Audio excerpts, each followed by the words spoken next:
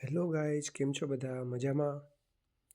તો આજે આપણે કર્મયોગી પોર્ટલ પર કઈ રીતે લોગિન અને રજિસ્ટ્રેશન કરવું તેના વિશે આપણે આજે માહિતી મેળવીએ.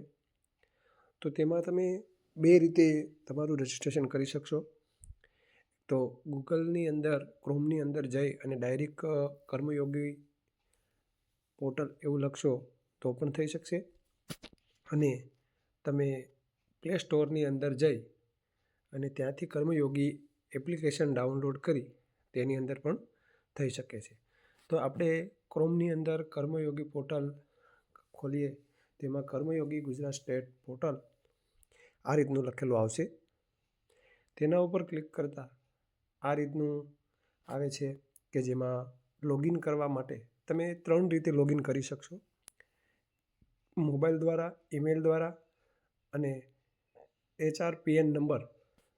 જે HRPN નંબર કે તમારી આપણે વડી કચેરીથી તમારું રજિસ્ટ્રેશન સૌપ્રથમવાર કર્યું હોય તો એનો મેસેજ તમારા મોબાઈલ નંબર ઉપર આવ્યો હોય છે, અને તેમાં તમારો HRPN નંબર પણ હશે.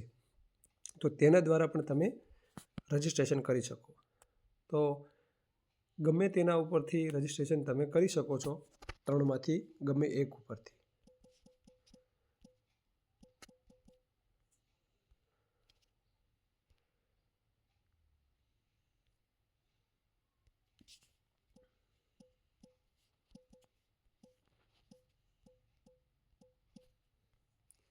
આ રીતે તમારો મોબાઈલ નંબરથી કરો તો મોબાઈલ નંબર, ઈમેલથી કરો તો ઈમેલ અને HRPN નંબર, અને ત્યારબાદ જે નીચે કેપ્ચા લખેલા છે તેનું કેપ્ચા નાખી અને આપણે લોગિન કરવાનું છે.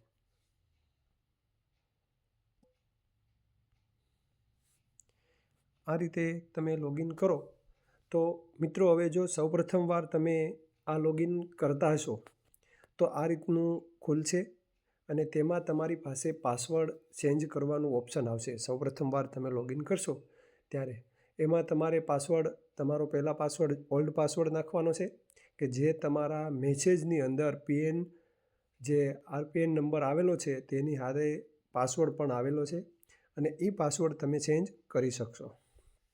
હવે આ રીતનું પોર્ટલ છે તે ખુલશે. હવે પ્રોફાઇલની અંદર જે વડી કચેરીમાંથી જે ડિટેલ બધી નાખેલી છે તે ડિટેલ પણ તમને આમાં બતાવશે કે કઈ કઈ ડિટેલ છે. તો તમારી ડિટેલ તમારે એકવાર ચેક કરી લેવી. કદાચ ભૂલ હોય તો તમે ત્યાં જાણ કરી શકો છો. ખુલી જાય. આ રીતની ડિટેલ તમારી બધી નાખેલી છે, મોબાઈલ નંબર કે ઈમેલ એડ્રેસ, કે કદાચ કોઈને પાસવર્ડ પણ, એટલે કે OTP આવતો નથી ઘણી વખત. તો OTP ન આવે એનું કારણ પણ એવું હોઈ શકે કે તમારો મેલ એડ્રેસ અથવા તો જે મોબાઈલ નંબર છે તે ખોટા હોય છે, અથવા તો એક આંકડાની ભૂલ હોય તો કદાચ એવું બની શકે, બાકી તો આવે જ છે. આ રીતે ખોલ્યા બાદ હવે પ્રોફાઇલ બાદ તમારી સર્વિસ બુક, પછી ટેલેન્ટ પ્રોફાઇલ, એવી જ રીતે આવું ઘણું બધા ઓપ્શન છે તેની અંદર તમારા આવે છે. હવે તેની અંદર જોઈએ તો હજી તેની અંદર આપણે કોઈ પણ પ્રકારની માહિતી છે નાખવામાં આવેલી નથી. તો આ રીતે જોઈએ તો લીવ્સ, ARPN રેકોર્ડિંગ, પછી PR, એવી રીતે તમારી TADA, પછી મેડિકલ, આ બધી જ વસ્તુઓ છે તે તમને આમાં બતાવશે, પણ હજી તે આપણે આમાં નાખેલી નથી. તો હવે આપણે જોઈએ કે ભાઈ તેની અંદર તમારી મિલકત કઈ રીતે એડ કરવાની આવે છે, કે સાતવર મિલકત અને જંગત મિલકત. તો એના માટે ઉપર 3 ડોટ આપેલા છે તેની ઉપર ક્લિક કરવાનું, અને એમાં એમ્પ્લોય મોડ્યુલ આપેલું છે. એમ્પ્લોય મોડ્યુલ ઉપર ક્લિક કરશો ત્યારે એન્યુઅલ પ્રોપર્ટી રિટર્ન સબમિટ લખેલું આવે છે, એની ઉપર આપણે ક્લિક કરીએ તો આ રીતની તમારી અંદર ખુલશે. હવે 2025 ઇનમૂવેબલ અને મૂવેબલ 2 પ્રકારની જે મિલકત છે તે આપણે આની અંદર એડ કરી શકીએ. પણ હજી આપણે આની અંદર એ ઓપ્શન છે હજી ખુલતું નથી. જ્યારે ખુલશે ત્યારે ઇનમૂવેબલ એટલે કે તેમાં મકાન, મિલકત, જમીન, જે આવી વસ્તુઓ છે તે તમે એડ કરી શકશો, અને મૂવેબલમાં તે કે તમારી ગાડી છે કે એવી જે બીજું કોઈ પણ વસ્તુઓ છે તે એમાં તમે એડ કરી શકશો.